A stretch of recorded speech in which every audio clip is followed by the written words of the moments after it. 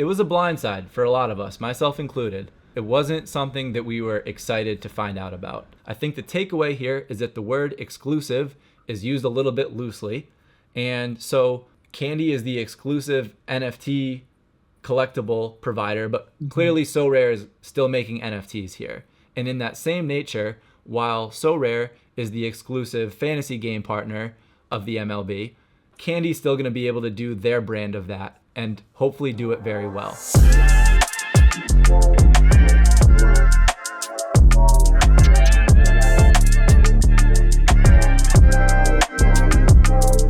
What's up, Candy fam? My name is Nate, that's David, and this is the Talkin' Candy Weekly Update. Each week, we take a look at everything going on in the world of candy and give you an idea of what you need to be paying attention to. While David and I each have collections of our own, none of this is financial advice. Please do your own research. We are just here to have a good time. David, how you doing? Doing good, Nate. Every week it's something new, and we've got a lot of new candy developments to talk about this week. We do. We've got an off week here in terms of pack drops, but sometimes that's a good thing. Little calm in the constant whirlwind. But like you said, still plenty to talk about. We had an AMA this week with Scott Lawin, the CEO of Candy Digital. It's an Ask Me Anything for those who don't know that acronym. We also had a couple partnerships, one with Candy, one not with Candy. We had a Getty Images partnership get announced with Candy that we're going to talk about briefly. We also have a relevant partnership between Sorare, another NFT company, and the MLB that we're going to touch on, and what that looks like in terms of analyzing the perspective of Candy and Candy Digital. And we've also got some new sorting features, both on the collection side as well as the marketplace side. The collection side we've all been very much looking forward to, so great to have those features in there. And we're going to dive into the card market, both 21 and 22, take a look at some of the numbers, and little this, little that. But as we do, let's start by jumping into Twitter. And we had the Austin Riley, 1 of 1, get pulled. It wasn't the only one. Busy week this week. Didn't get every 1 of 1 out, but we did have a couple of these pulled.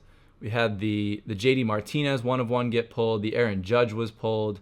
Austin Riley, all three of those listed right now. As you can see, the Trey Turner, we talked about that last week. So good number of these 22s out there, but the lineup 3, not a whole lot. I think that we both just determined that Judge and JD are the only 2 that we've seen so far, so still a lot available on the L3 side of things.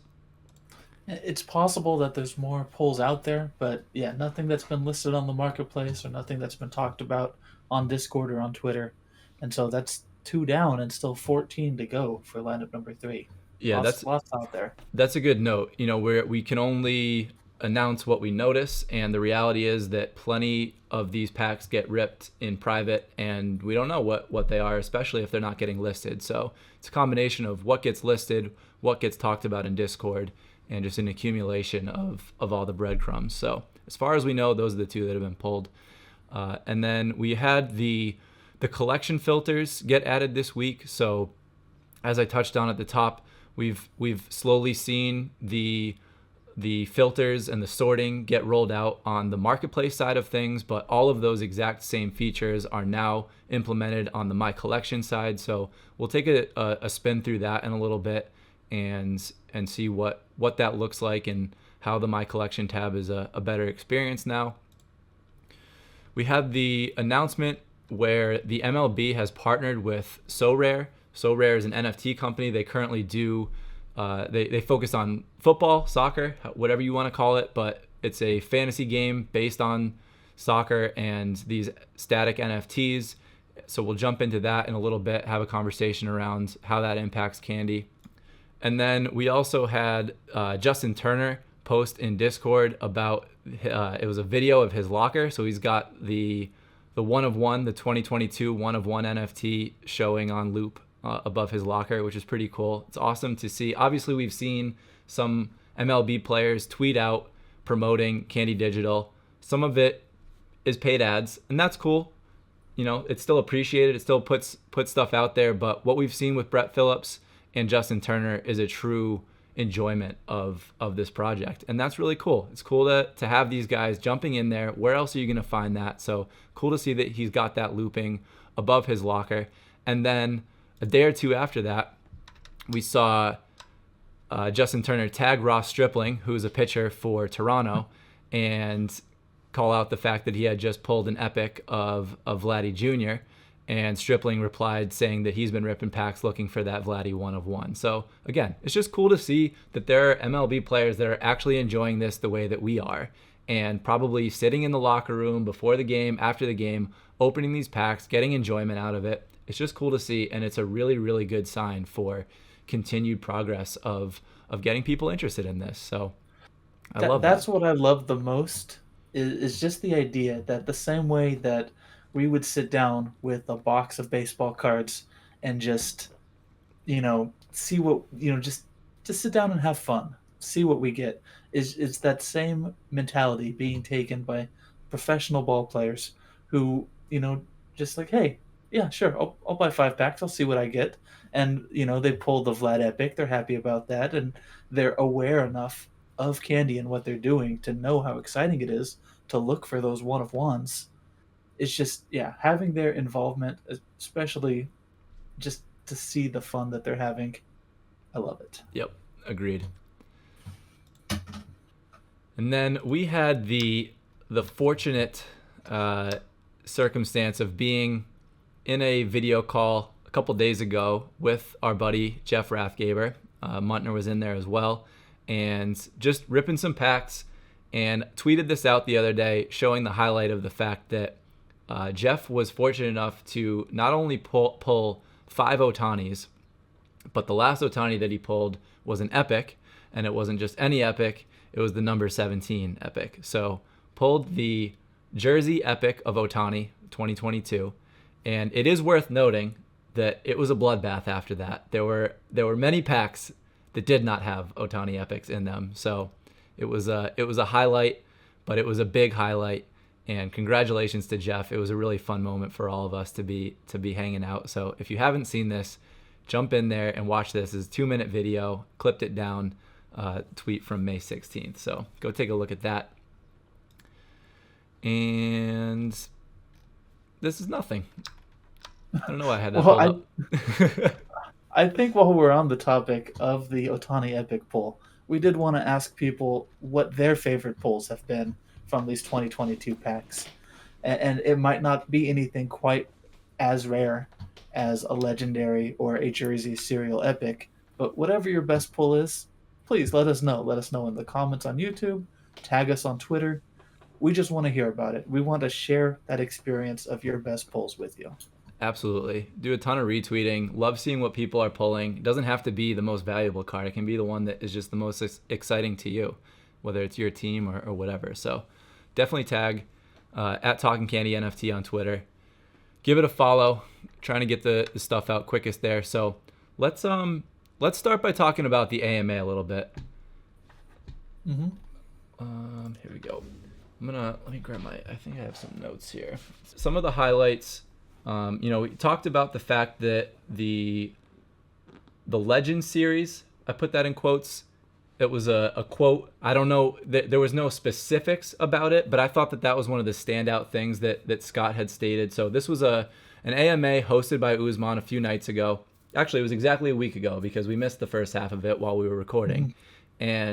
But there were a number of cool things. I intend to go back and listen to the part that I missed, but the concept of a Legend series is something that we've seen a little bit already with the Jackie Robinson stuff, and just exciting to hear him drop that little nugget that there's something in the works where we're going to have a lot more retro stuff, and this is something that has been exciting about the partnership between Candy and the MLB is these archives of old footage, old content that can be used to really strike up some exciting stuff. In addition to that, we had the WWE stuff get teased. So there was a question about when that is coming. It looks like that's going to be coming this summer. So looking forward to that. The conversation of crypto came up. So crypto payments, or rather, it seems that the first iteration of crypto is going to be being able to load Candy Balance using crypto, which is effectively the same thing. So that was stated as coming next month, meaning June. That's a really, really big one. We've talked about that on a number of different subjects. It's big on a big picture, macro, but even on a micro scale, you're looking at these individual purchases, especially of the one of ones, the Jackie Robinson busts, the big ticket items. I think that these things, and this is an opinion that you and I have both shared, where these things are going to go for a little bit more once people have the ability to leverage some of this crypto. Obviously, things are very down right now, so it's not the most ideal timing. It's not, it could take some time because of that. We are in a bear market right now, and it's unfortunate, but it is what it is. So not sure how quickly people are going to be looking to spend that, because it's just not worth what it was a month ago and before that. But it's still a really good thing to see that we're quickly moving towards having that be an option. And I don't know if was there something you want to touch on with that? Well, the timing is relevant because, as you said, it sounds like it's going to be using crypto to load balance on your account, and things won't necessarily be priced in crypto, at least not this iteration. So you might not see a price listed of 2 ETH or 3 ETH or something listed in Ethereum. It'll still be listed in US dollars. And with the price of Ethereum being down right now, loading that balance onto your account, knowing that Ethereum is in a dip, might make people less likely to liquidate their crypto for balance at this time, as opposed to if the price was listed in Ethereum and could just be paid in Ethereum, then that's dissociated enough that someone who was willing to pay 2 ETH before is going to be willing to pay 2 ETH now, because that price is the same. But now they'd be recognizing the fact that that ETH that they're loading isn't getting them as far in terms of the amount of balance it's adding, at least until the crypto markets recover. Yeah. I think the key thing to understand there is that nobody's going to buy ETH in order to load it into Candy Balance, because it's just one to one. The thing that makes crypto payments so relevant are people that bought ETH a year ago, 2 years ago, made gains on it, unrealized gains that they can now funnel into a new NFT project. And so if that is less appealing, like you said, it will kind of slow the excitement of that development. But regardless, it's really good to have that implemented into this ecosystem. It's only good things to have that there, and it will have its day where it becomes particularly relevant, because these things are all cyclical. So touched on gamification. We know that's coming. We're going to talk about the new angle to understand about that, given the new Sorare partnership with the MLB. Another thing that came up was the execution on sweet futures, both basketball and football. Scott was very forthcoming with the fact that it just really didn't go the way that they had intended to, and is something that they're going to rethink how they want to approach that. Just didn't quite pan out the way that they had hoped in terms of sales numbers and just what the market looks like right now. So it's good to hear reflection that, not everything is going to go perfectly. This is a business. They're trying things. They're trying new products. You can have whatever opinion you want to have about what Candy should be focusing on, but the reality is that they're going to try different things. They're going to release new products. They're going to have new partnerships. So good to see that they're reflecting on those things, and it'll be interesting to see what they do, because clearly those that bought those things aren't necessarily happy with what it looks like right now. And my last takeaway was tomatoes. So besides that, I don't know if you have anything else written down on your end. I mean, there's always tomatoes. Can't forget that. But one thing that stuck out to me, and that came up again and again throughout the AMA, was the word experiential. Scott went back to that word, and that sounds like that's one of the keystones to how they want to differentiate themselves in the NFT space. They don't want to just give utility through physical products with fanatics. They want to provide real world experience alongside the NFTs. And I was fortunate enough to experience that myself. Last October, I pulled the Kyle Gibson one of one above my shoulder there, And with that 2021 one of one came 2 free tickets to a baseball game. And so a month ago, a little over a month ago, I was able to go watch the Giants play the Marlins. And Candy picked up the tab. I was able to get good seats, better seats than I've ever had at a game before. And it was just an experience that was provided because of an NFT that I pulled from Candy. And I think the fact that he drove home on that word experiential means that they have more stuff in line in the future. And it might not be the same. It might not be free baseball tickets. It might go the other way where you have the experience at the ballpark and you get the NFT afterwards, such as the digital ticket stubs they mentioned are coming at some point. Um, the other thing that he mentioned was that Candy's like involvement with the different teams, it depends on the teams and how involved they want to be. So not every baseball team is going to opt in to participation with Candy on the same level as all the other teams. And it's the same as we see adoption of crypto in general. Not everyone is open to it, at least not right away. And so there are teams that are going to embrace it very early on and be aggressive about how they partner with Candy. And there's going to be teams that are going to be a bit more shy. We saw an email go out, I believe it was for Minnesota Twins season ticket holders. They're all going to be getting a free commemorative NFT as a season ticket holder. So that's something that the Twins, have opted into, and hopefully other teams will be following suit. And so those stuck out to me. It's the experience that Candy wants to provide with their NFTs, and it's the fact that adoption between teams may differ. So personally, I hope my Giants are going to be on board. Hopefully, your Red Sox the same, but we're gonna have to see. We're gonna have to see what differentiates one team from another. Yeah, that's the NFT ticketing is a very exciting thing. It's before I had even heard about Candy Digital, that was a concept that made NFTs more tangible to me, where you can turn these tickets that you're already going to the game, turn that into an NFT, turn it into an asset that you own, and you never know when you're going to be at such and such a game that has particular relevance, and that becomes a really cool collectible. So exciting to see that, exciting to see Candy involved with that.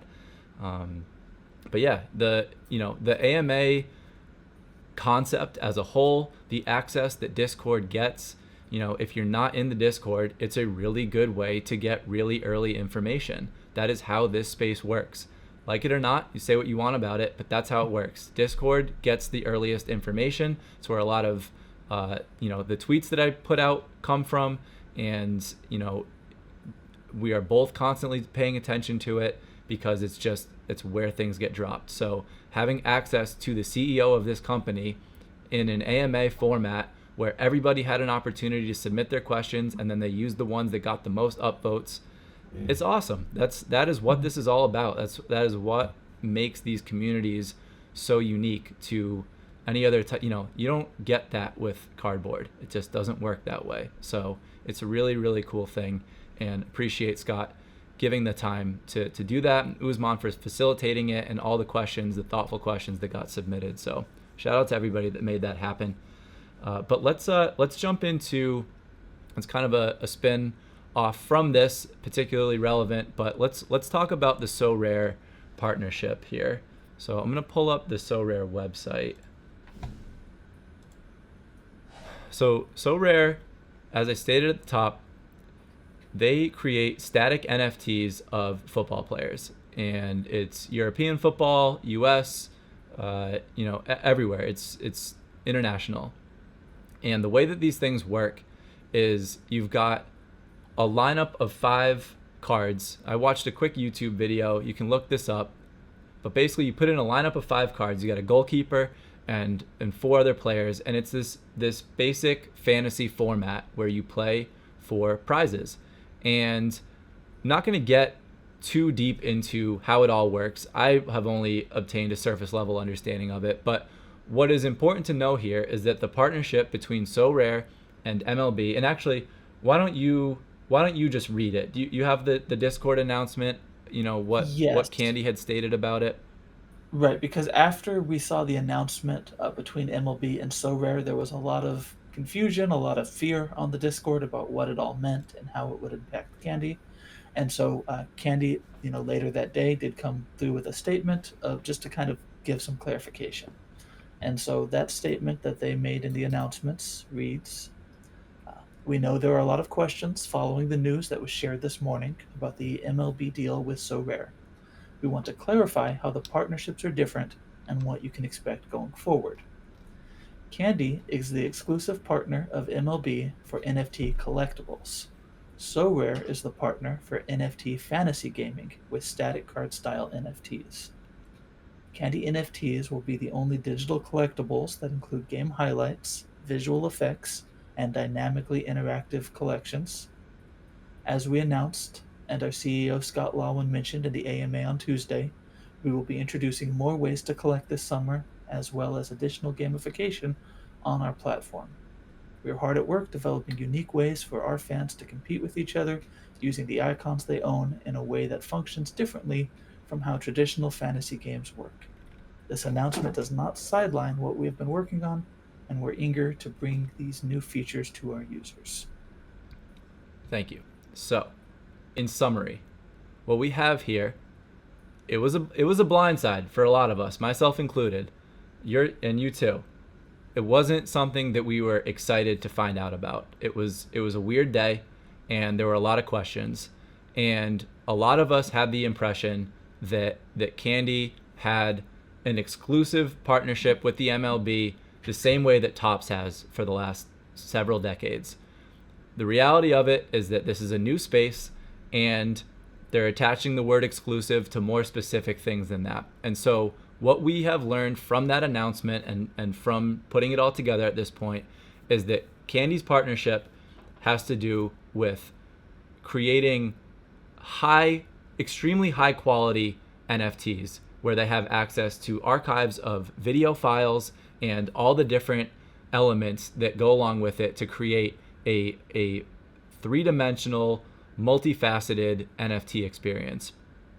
What Sorare does is one-dimensional, but they do it very well, and that's fantasy gaming. So their NFTs are static, meaning it's just it's a flat image. They clearly do not look as nice as the stuff that Candy's putting out. I'm not knocking these. These look fine, but it's not the same. That's not where the focus lies. The focus here is in playing a fantasy game. And so a lot of us were hoping that Candy was going to put out a fantasy game. I've talked about it at length on these shows, and they've put out surveys that kind of had pointed us in that direction, but clearly they did not win that, didn't realize that it was something that needed to be won. But that does not mean that the gamification that we've been talking about in terms of burning challenges and non-burning collection challenges, there is still an ecosystem being built here by Candy to create some type of gamification where there's going to be game theory, and you're going to have to decide how you want to leverage your cards, how you want to make it all work. So there's still going to be something there. I think the takeaway here is that the word exclusive is used a little bit loosely. And so, yes, Candy is the exclusive NFT collectible provider, but clearly Sorare is still making NFTs here. And in that same nature, while Sorare is the exclusive fantasy game partner of the MLB, Candy's still going to be able to do their brand of that and hopefully do it very well. I said it last week, we're holding our breath till we see it. But there's a lot of excitement here, both on the employee side and on the consumer side, about what this might look like.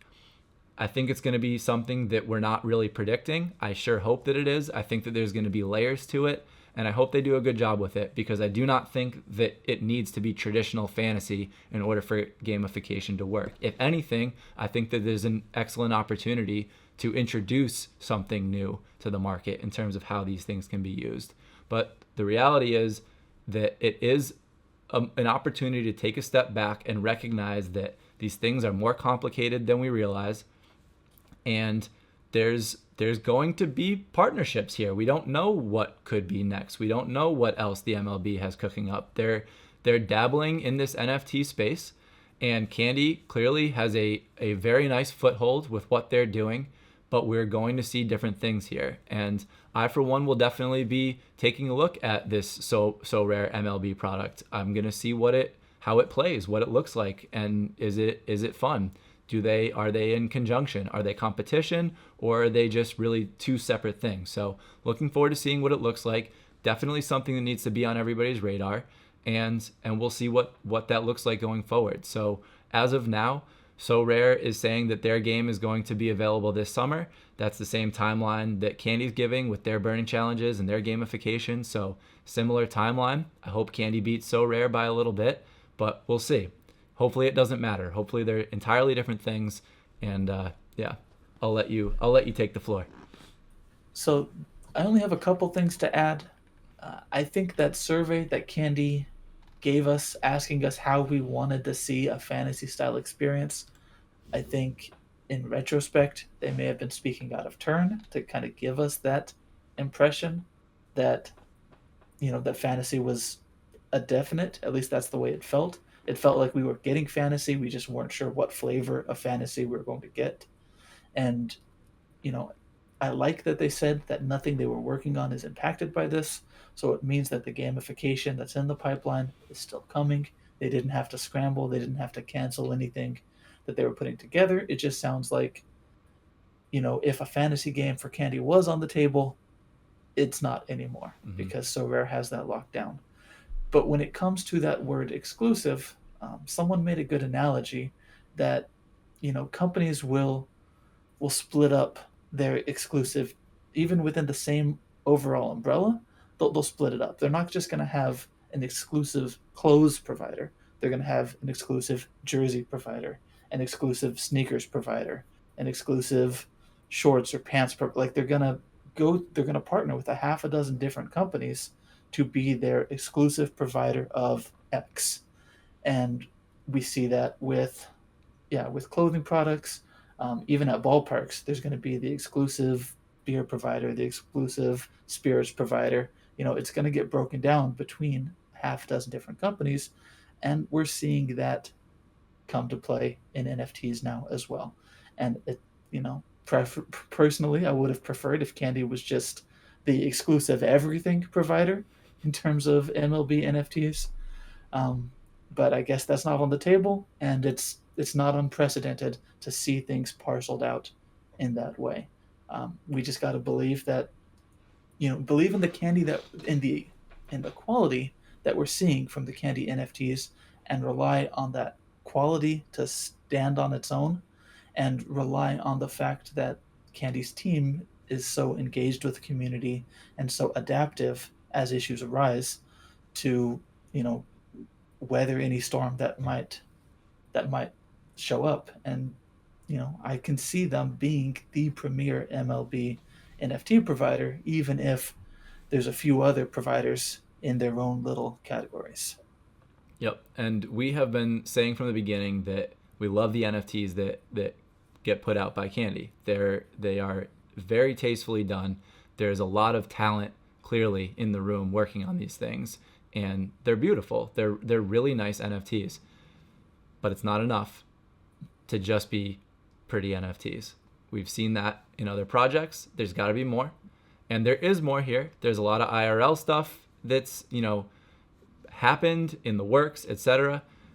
They need to do a good job with this gamification. It needs to be a big part of this. We need a reason for this large leadoff series set to exist. So I hope that it does. I still have confidence that it will, but it remains to be seen. And we need to understand the full picture here, and Sorare is very much part of that picture at this point. So let's we don't need to talk about the Getty one super long. I don't have a whole lot of a take on it yet. This was just announced today, correct? Tuesday? Right. Tuesday. Mm-hmm. Earlier today on May 17th. Yeah. Yesterday, if you're watching this the first day it releases. We should just start saying days of the week, and then we can stop qualifying every time, but we'll get there. So do you want to read that announcement off as well? Yes. So announced earlier today, it says, Candy is excited to enter a new multi-year exclusive partnership agreement with Getty Images as we expand into media and entertainment. our first venture into fine arts and culture. Through this partnership, Getty Images and Candy Digital will collaborate and develop a diverse portfolio of NFT products and collections derived from Getty Images' extensive library of more than 465 million images, including over 135 million analog images from Getty Images' photographic archive. Iconic and defining moments from the last 170 years of history are contained in this unmatched repository of photography spanning the worlds of art, culture, music, world events, and more. And then it links to an article on businesswire.com. But it sounds like this is a separate thing from the sports products that we're accustomed to. It sounds like there will be a specific run of Getty image based NFTs, and we don't know enough information yet. We're going to have to find out what form that's going to take. My question is, Getty Images, for those who are unfamiliar, is a large online repository of images that you can license.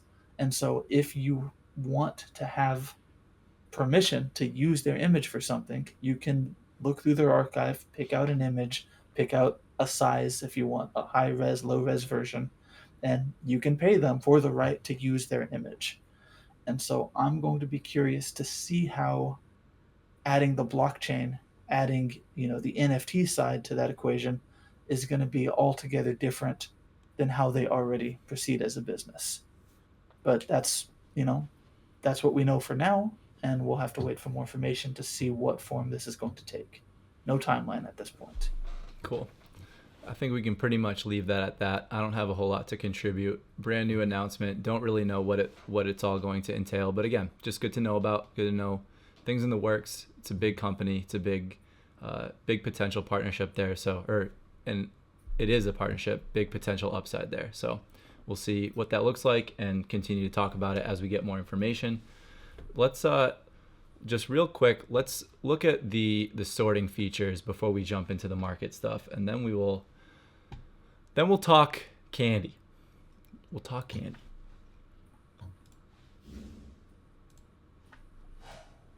All right, so we've touched on a little bit of this, but basically at this point, we have a whole lot of filters in the marketplace. And let me zoom in here. So you can sort by rarity, which that was there for a little bit now. That was one of the earlier things. You can sort by team. But this series, which we have talked about too, the series has everything in here now.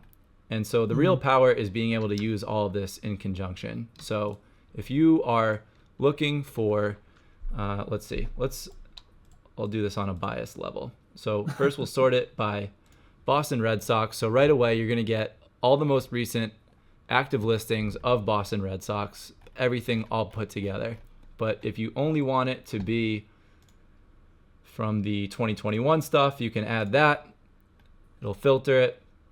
And then if you only want to see the epic stuff and the legendary stuff, you can check that, and that's all that will pop up. So it's a really nice way to be able to go make some conscious, have a theory about what something might look like. You might want to look at the floor of all Red Sox rares or things of that nature. So it's nice to be able to hit it from a different angle on the marketplace and determine what it is that you're looking for and come up with some different theories rather than just going off of a feed of the most recent stuff and looking up by player. And the nice thing is that these things are all in your collection now.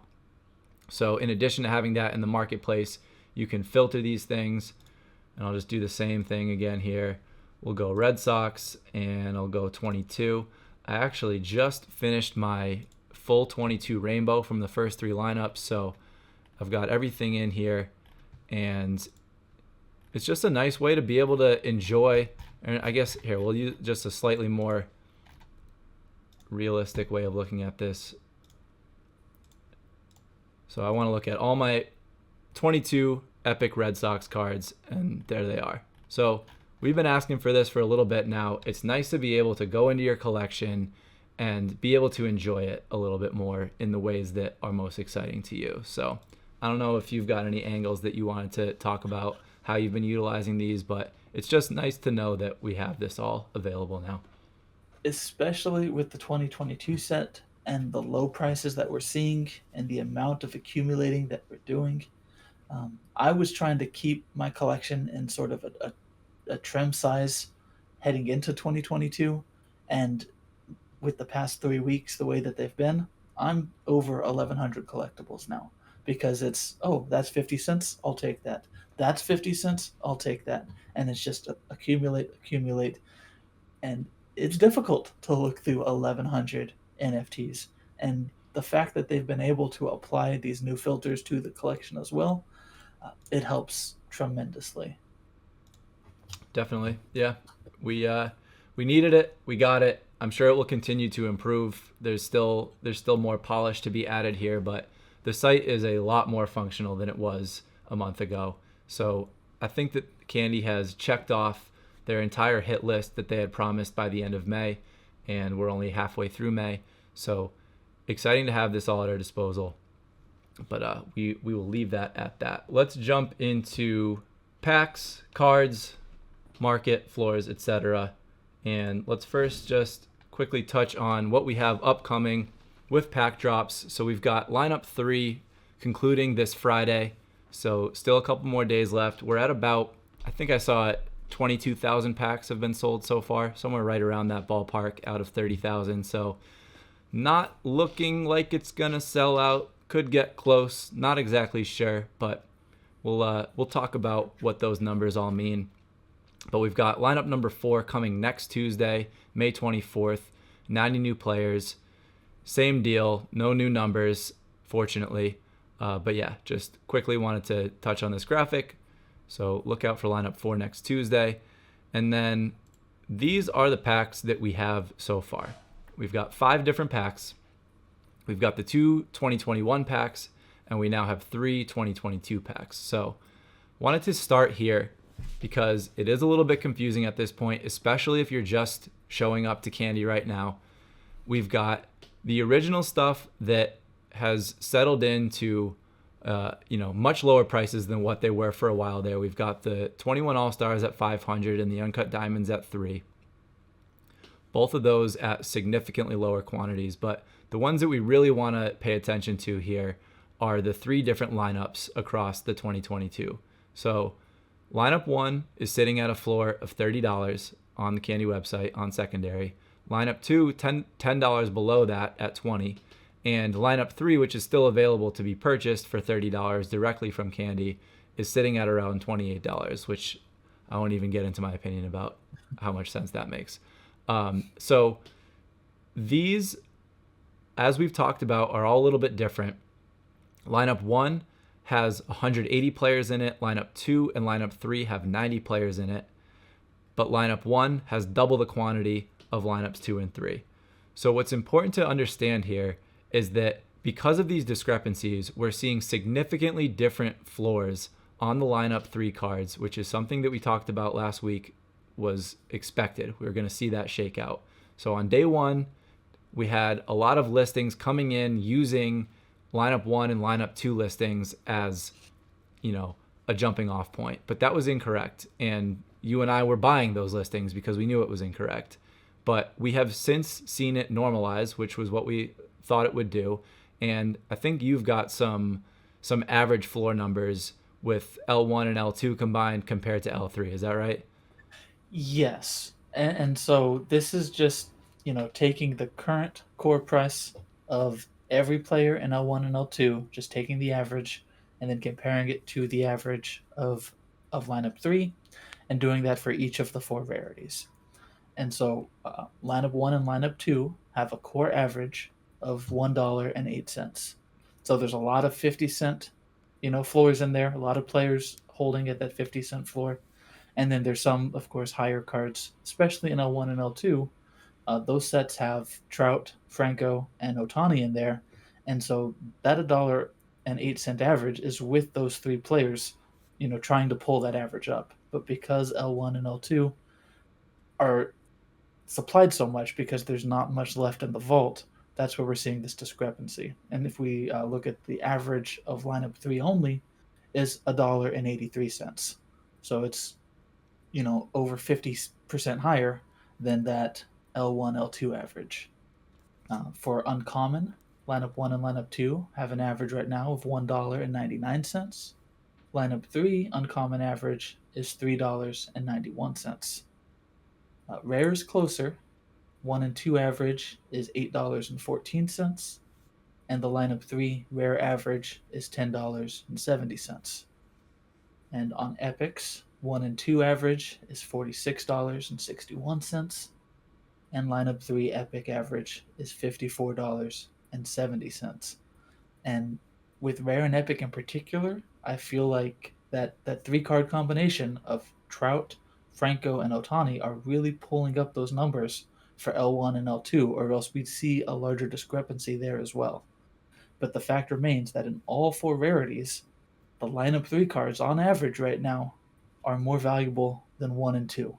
And that's something we would expect when we look at the fact that half of the lineup 3 cards are still planning to be vaulted, and the ones that were made available for sale haven't sold out yet. Mm-hmm. And there's still a few days left. They're going to be on sale till Friday. Notable is that there's going to be Scott Lawin is going to have a message to give at VCon this week, and that will happen while the sale is still ongoing. So potentially there could be some, traffic generated from there. But regardless, we're not going to see as many packs in circulation for lineup number 3, and we're going to continue to see that disparity between the lineup 3 prices and the other two lineups. Yep. This is, in far less words, this is just supply and demand. That's all it is. It's really that simple. We do not have a rapid increase in demand right now. We pretty much, I'm sure it's slowly growing with the marketing that's being done, but it's about the same. And the supply is 50% different when you look across these things. So it's a little bit confusing with the 120K and 60K for lineup 1 and 2, but that discrepancy is made up for by the doubling of players, whereas we've got, less than half of that volume for lineup 3. So like you said, it remains to be seen how those vaulted packs are handled with lineup 3. So you and I are both proceeding with caution. We have to. Candy has made a lot of adjustments on the fly, and a lot of those have been good adjustments, and I'm not complaining, but it does mean that it has impacted some theories that I've been operating on that would have been right, that the script got flipped on me. So I'm going slowly here with lineup 3. I'm buying things that are being priced too closely to L1 and L2, but I'm being careful about interpreting what I think a good deal is on L3, because I don't want to start buying things and then find out a week from now that L3 is getting released. It's just the reality of it. So I don't think that's what's going to happen. I think that we've settled in here from all the communication that we're getting, but it would be foolish not to at least consider the possibility that there's something planned for those. And I just wanted to quickly touch on the fact that I have approximately 10% vaulted on L1 and L2. It's probably much lower than that. I just wanted to put something there because we didn't necessarily get everything unvaulted on the airdrop packs. We had a lot of speculation as to how exactly everything was released.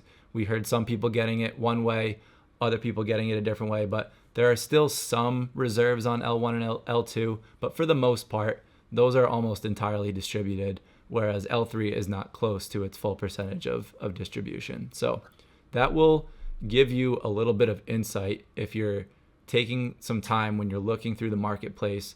I know that it doesn't scream it at you, but if you have your own lists, your own checklist pulled up, you can audit, which guys are coming from which lineup, and it can help tell a better story or a fuller picture. So let's jump into some sales data here. Do you want to start with this L2 or the 22 stuff, or do you want to look at 21 first? No, while we're talking about the 22, let's look at the sales for specifically lineup number 3.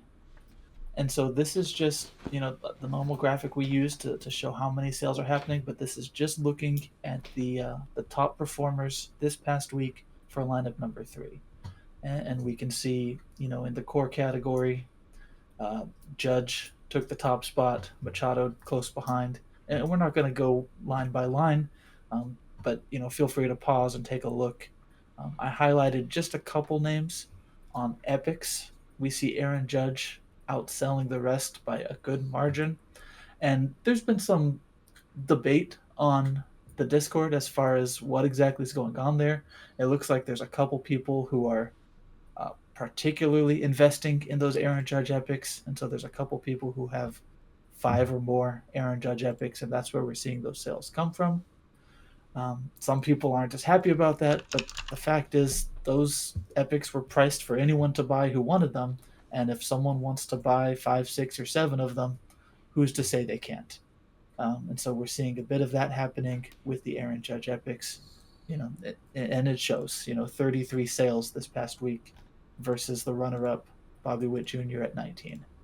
I highlighted Rizel Iglesias at 56 uncommon sales, and his is a name you might not necessarily expect to top one of these lists, but one of the things we see, particularly in the 2022 set, is there's a difference in supply between different players. And that's why I've got an asterisk there on the overall list, because some players have 5,000 cards in circulation, and some players only have 2,350 cards in circulation. And so you're not exactly going to see one of those lesser supply players compete in terms of raw sales, because there's just less of them to go around. But with Iglesias, he fell into that 5,000 supply category, and that meant that his prices were fairly low, which resulted in a higher volume of his uncommons, at least, being sold to put him in range to appear on one of these lists when otherwise he might not have, all other things being equal, or had he been one of those 2350 supply players instead. But as I said, take a pause if you want to take a look at all of the lists in more detail. These are just the lineup 3 specific players who sold the most at each rarity. Yeah, I'm sure we'll continue to develop different ways to convey this data now that we have the discrepancies in player counts and rarities and stuff. And honestly, I think that'll just make it more fun. A baseball spin on Aaron Judge being the overall leader here, which to me it jumps out as, why isn't it Vlad or Bobby Witt? But Bobby Witt's been a little bit cold to start. But why Aaron Judge over Vlad? And the answer is that Aaron Judge is leading the league in home runs. He's as good as it gets right now. And that's not to say that Vlad is off to a bad start, but he's off to a good enough start for Vlad, right? He's hitting 280 with 7 home runs right now, but Aaron Judge is leading the league with 12 home runs. So there's a lot of buzz around him, and we have already seen that play, that real baseball impacts these cards. And so you're seeing that with Aaron Judge. He's as good as it gets right now. The Yankees are as good as it gets right now, much to my dismay. Yeah, that's the way it is at the moment, though. Yep. While we are looking at this page, though, I did need to shout out Willa Garoon, because he's been instrumental in helping me collect data for a higher total number of players. Before, a lot of my data collection was done manually, and that's difficult enough to keep up with 81 All-Stars and 30 prospects. But now that we're looking at 360 players and counting for the 2022 set, and Willa Garoon, he's the one who runs the serialchaser.com site. So definitely make that a part of your research process, as we've mentioned before, if you're not already doing that. But he's been very helpful to keep our data game up to speed, to help us pull information on such a high volume of players. Absolutely. Serial Chaser and Serial One are always linked in the comments of these videos, so go take a look at those sites. Huge resources. All right, let's quickly touch on the 21 data, and then we'll get into some pack ripping. Go. 3 weeks of All-Stars. Right, just like we touched on 3 weeks ago, because we're so focused on the 2022 stuff, we're not going to be looking at the sales for 2021 each and every week. And so these are the past 3 weeks of sales for the 2021 All-Stars. Again, feel free to pause and take a look. There's not a whole lot to get into right now, We see a lot of the same top players topping these lists. Aaron Judge, who we just discussed for his 2022 performance, had sold the most cores this past week, and he shows up near the top of the overall list as well. And this is just a continuation of the trend that we're seeing. Some prices are still down on the 2021 sets, and when prices get low enough, the interest to buy kind of revitalizes. And so we've seen some players have their price, cut nearly in half, only to be met with a handful of sales to, take advantage of those new low prices. And we may continue to see this for a while until there's a stronger, maybe like collection score type incentive to be holding on to these older set of cards. Yeah. But if we want to jump ahead to the new all-time figures, we're going to see just a few differences here as well. The names highlighted in blue are, of course, the players who didn't appear on these lists 3 weeks ago. And so we see, Mookie Betts and Brian Reynolds climbing the uncommon list, Fernando Tatis climbing the core list, Alex Reyes showing up on the epic list, Kyle Schwarber on the rare list. And you see the pluses and minuses, just a few positional changes. We're on the overall list. We're seeing Kikuchi starting to get caught. Darvish and Juan Soto each gained about 6 or 7 spots on him these past 3 weeks. So it's just a matter of time, another month or two, until he gets dethroned as the number one seller of 2021 All-Star NFTs. So anxiously looking for that. But right now, if you're interested in the 2021 stuff, this is the time to buy. Prices are as low as they've ever been, and we're still fully expecting there to be some sort of utility beyond continued holding for these products, even though the chaser's already been distributed. And as we touched on 3 weeks ago, if you want a particular rarity, it's a smarter investment to pick a name that's near the top of one of these lists, just because it's going to mean that there's less copies of that player rarity combination in circulation. So, again, pause, take a look, and use this as a starting point for your own research. Don't rely on this entirely, because there's going to be some listings that don't exactly follow the trend. Mm-hmm. And so you want to be able to just keep this in mind and find other data as well. And none of this is financial advice, but to the point that you just made, just whether or not this is the right time to buy 21 stuff, I think the umbrella concept is that we've talked about coming up with theories. We've talked about coming up with a hypothesis and acting on it before other people are on it, before Candy tells you to do it. And the biggest opportunities for those things happen when there's no hype at all around something. We haven't heard any news about 21 stuff in a while. We're past the hype of chasers. Everything is dipping. Everything's down. But these are the types of moments, and I'm not saying what the right play is here. You and I have both been more focused on 22 lately, probably just because it's the shiny new thing, and we know that gamification is coming, but because of that, it's a little bit more obvious.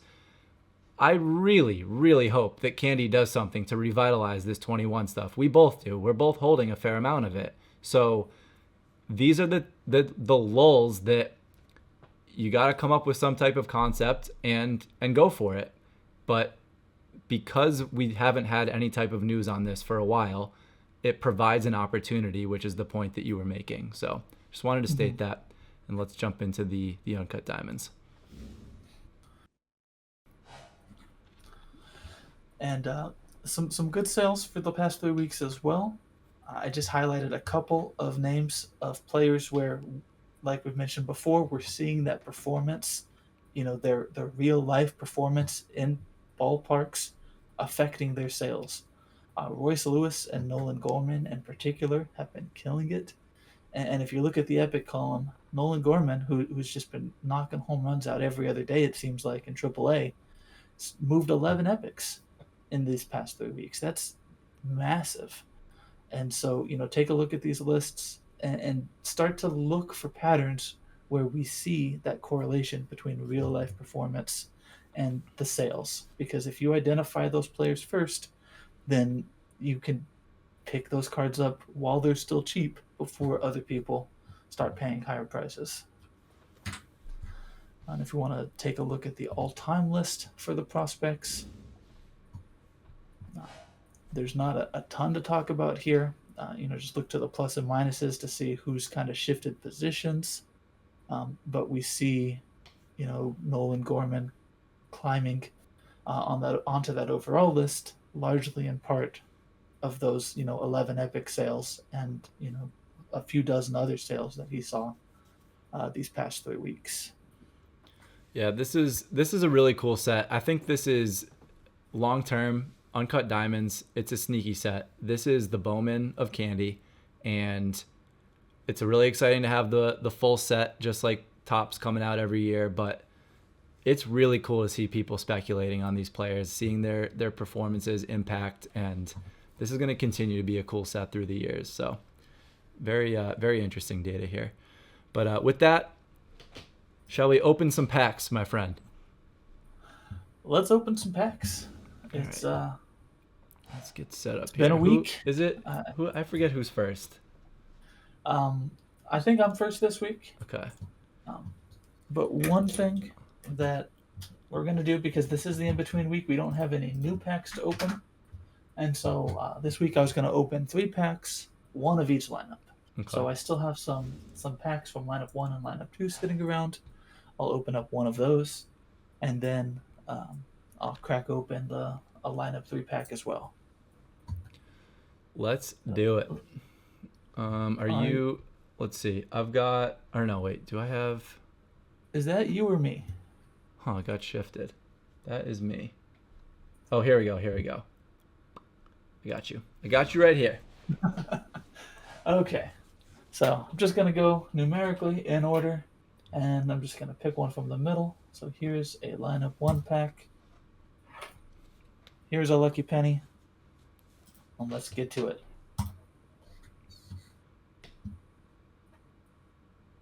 Okay, no errors. I got nervous for a sec. I got nervous. It took a second. Okay, we got a gym pack. Gym pack. 3 uncommons. And start with the course. Jim, if you're watching, we've got Jeff saying gym pack now too, so it's yes. It's gaining traction. First core, Domingo Acevedo, relief pitcher for the A's. Second pack, Mike Moustakas, third baseman for the Reds. Then we've got uncommon, Jonah Heim, catcher for the Rangers. Uncommon number 2, Jonathan India, second baseman for the Reds. And uncommon number 3, Kyle Tucker, right fielder for the Astros. Not a bad pack. Tucker and India uncommons. Pack. We like those. Mm-hmm. Those, not the tippy top names that we want to see in a lineup 1 pack, but it could have been a lot worse as well. Mm-hmm. So I'm pretty happy. A pretty average lineup number 1 pack. So now we're going to look for lineup number 2. Take this one. Lucky penny. And unwrap. Okay, 2 for 2, no errors. But just 2 uncommons in this pack, standard pack. Core number 1 is going to be Dowry Moreta, relief pitcher for the Reds. Core number 2, Chris Stratton, relief pitcher for the Pirates. Core number 3, CJ Cron, first base for the Rockies. Cron's a good pull. First uncommon, Dylan Carlson, right fielder for the Cardinals. I'd prefer to get one of his play of the days in a pack. Mm-hmm. And hey, let's go. Second uncommon is going to be Shohei Ohtani. I believe that is the first and only Ohtani I've pulled from a pack. Love it. Can't wait to check that out and see what cereal I got. I don't think I've pulled an Ohtani yet. Actually, let's check that out first since it's so easy now. Just look for Ohtani, serial number 891 out of 1500. Good enough. Okay. Ohtani's Ohtani. Take it. Lineup number 3. Pick this one. Let's give it a refresh. Lucky penny. Unlock. And that was a lucky pack, even with no rares, no epics. Definitely. And okay, lineup number 3 pack, also 2 uncommons. So no rares, no epics for me today. You got skunked, but you got the Otani. But I got the Otani, so it's still a good day. First core from lineup number 3 is Cody Bellinger, center fielder for the Dodgers. It's a good pull. Second core, Bobby Witt Jr., third base for the Royals. Nice. Another good pull. Third core, John Means, starting pitcher for the Orioles. First uncommon, going to be Colton Welker, third base for the Rockies. And second uncommon, Jose Abreu, first base for the Sox. That's a solid pack. Abreu, Bellinger, and Bobby Witt. Yes. What I lacked in rarity, I more than made up for in player quality. Yeah, you got some good players. And so, on an off week with no rares, no epics, I'm pretty pleased with that. I like it. All right. I'm up. Pull my screen up here. And I'm not going to forget this week. You've had to remind me every week.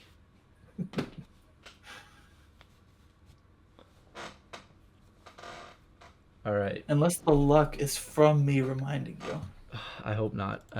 We're still in a pretty nice heater with this hat. All right, I'm gonna do the same as you. We'll go one of each. But I'm gonna pull from the bottom this time. Come on.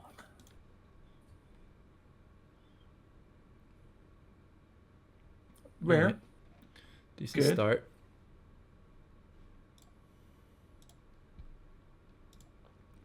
First core, Stanton. Stanton's good. Second core, Byron Buxton. Okay. Good little pack to start here. Stanton and Buxton.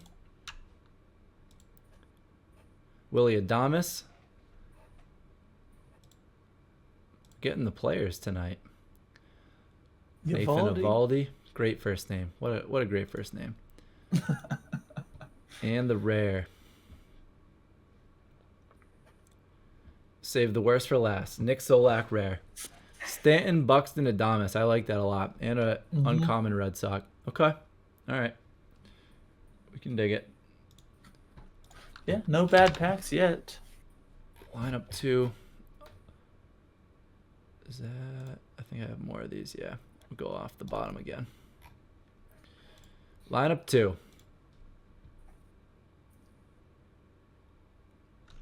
Standard pack. Standard pack.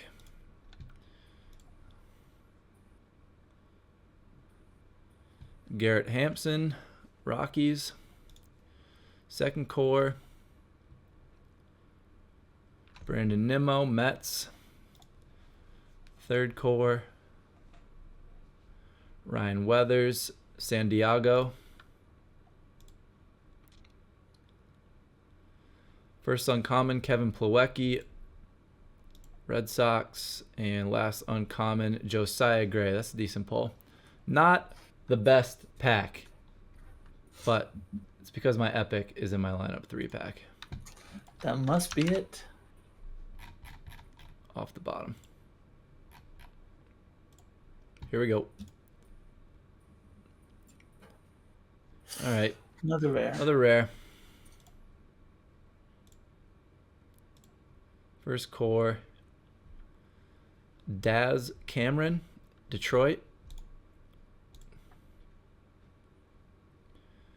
Charlie Morton, Braves. And Taiwan Walker, Mets. Uncommon.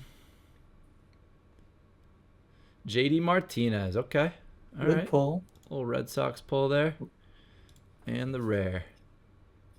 Salvi. Okay. We'll take a Salvi rare. Not a bad pack. A little redemption there. A lot of Red Sox for you today. Yeah. One in each pack. Plawecki, Eovaldi, and JD. Buxton, Stanton, Salvi, Adames. Got some names. Got some names tonight. I like it. All right. Not quite on par with each of us pulling an epic last week, but that's not going to happen every time. I was kind of So getting used to this was it. good. After my long drought, I thought this hat was my permanent epic hat, but we'll take it. We'll take what we got. Well, with that, that's all we got. My name's Nate. That's David. This is the Talking Candy weekly update. Appreciate you being here if you made it this far, and we will see you in the next one.